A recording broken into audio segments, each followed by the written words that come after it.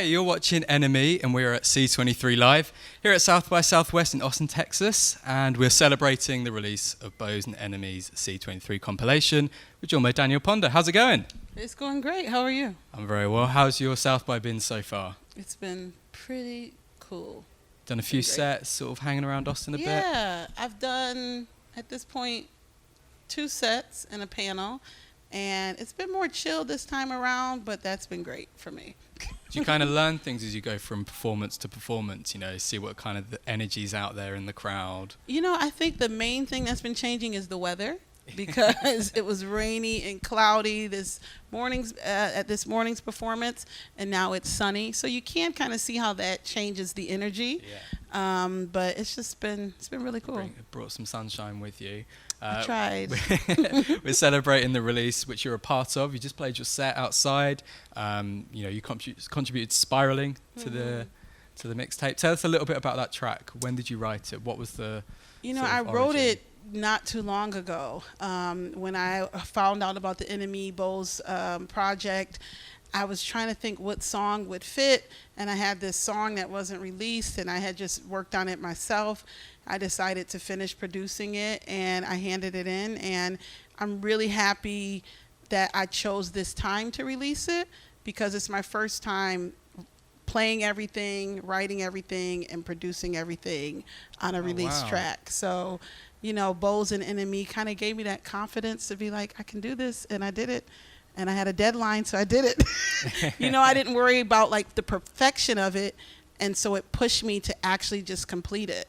And I'm really happy to have had that experience. Does it help you, you know, connect with the song a lot more, because everything on that is you, and it's all on you, and you get to really own that? Absolutely. And people's response, it feels good to kind of, you know, have written something that's so personal, and, you know, have played all of the instrumentation. And are you hoping to do a bit more of that going forward, kind of like all Danielle Ponder on every track? Yeah, I mean, I usually do that with my demos, but I always bring in producers. But I will say, like, I'm really thankful for this moment, because it gave me a little bit more confidence that maybe I can do more of that in the future. Had you struggled with that before, that kind of confidence? Absolutely. Yeah. I always felt like I had to bring someone in, but because this had like a quick turnaround, I had to just send it. So something that I felt like, oh my God, should I just send it? And now it's out there and people love it. It lets you know, like, that fear is sometimes not rational. So it really was a helpful process for me. Because it's often the barriers inside, isn't it? Yes. And you kind of put those up, and then you get the chance to, Absolutely. like you say, there's no time for barriers. You just got to push through. Right, exactly. And you have, you know, your Twitter profile, I think, sums you up best. Singer, songwriter, public defender. How does that role that you've had impact yourself as a creative and a musician, even today? You know, I think it's both of them involve the art of storytelling, like the ability to tell a story in a way that connects with your audience. And that can be, you know, an audience of concert goers, or it could be a jury. With both of them, you're writing or you're communicating in a way that elicits empathy from the listener.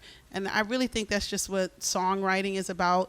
And I think that's what being a great advocate in general, as an attorney or a public defender, is about as well. That's great. And like you say, it's having that ability to connect with people and sort of get your message across. Did you always find that quite easy in your songwriting, to kind of be quite direct and to get your story out there, or did it take a bit of time? You know, when I first started singing, I was very nervous, and I wouldn't look at the crowd, and my legs would be shaking. And so, no, but I have to say the community, I'm from Rochester, New York, they consistently would come out to my shows. They would encourage me, and they really built up my confidence in live performing. So I've been doing this for about 20 years. So now I'm kind of at the point is there could be 1 million people outside, and I could go out and sing and feel like I'm in my living room. Yeah. So at this point, it comes very natural to me. Well, the 20 million thing, it's not that far off. You're playing Newport Folk Festival. Come on and claim it, yes. Newport Folk, Bonnaroo, Lollapalooza. And you've had the Super Bowl placement as well. Has there been like a Right. real moment for you that's just like, wow, this is getting awesome? Like every other week, I'm like, what the hell? Like, it's just been so many moments that have been amazing. And I was thinking about that today. There's definitely, these are not the things that I dreamt of. I dreamt of them when I was younger, 20, 30. But as I got older, I started making my dreams smaller because I was like, okay, I'm 38 now. Well, I'm 39 now. It's looking less and less likely. But at 40, everything just exploded. So it's been incredible. That's great. And so what is coming up next? What are your plans going forward? Well, I'm hoping to release an album next year, and right now I'm just in sessions. I'm writing, and hopefully we're gonna release another single in April. But I'm just hoping for world domination.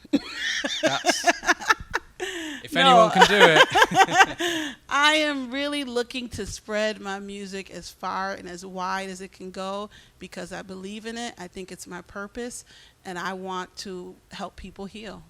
Amazing. Well, thank you for being part of the mixtape. Go listen to it now. Help Danielle's plans to take over the world. And thank you very much for your time. Thank you very much for watching. Thank you. Cheers.